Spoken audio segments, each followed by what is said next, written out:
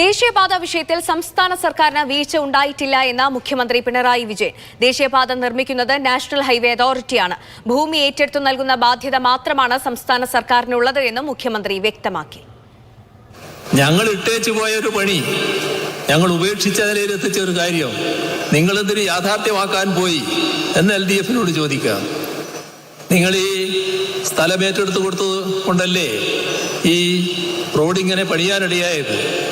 Road പണിതത് കൊണ്ടല്ലേ ഈ പറയുന്ന ചില അപകടം ചിലയിടത്ത് സംഭവിച്ചിരിക്കുന്നത്? അപ്പോൾ സ്ഥലം ഏറ്റെടുത്ത് കൊടുത്തിരുന്നില്ലെങ്കിൽ റോഡ് പണി ഉണ്ടാകില്ലാലോ. ആ അർത്ഥത്തിൽ ഞങ്ങൾക്കതിൽ ഉത്തരവാദിത്വമുണ്ട് എന്ന് പറയാം. പക്ഷേ ആ ഉത്തരവാദിത്വം ഒരു നാടിൻ്റെ മുന്നോട്ട് പോക്കിന് ഞങ്ങൾ നിർവഹിക്കേണ്ട പ്രാഥമികമായ ഉത്തരവാദിത്വമാണ് എന്ന് തന്നെയാണ് ഞങ്ങൾ കാണുന്നത്. അതിൽ യാതൊരു പിഴവും ഞങ്ങൾക്ക് സംഭവിച്ചിട്ടില്ല.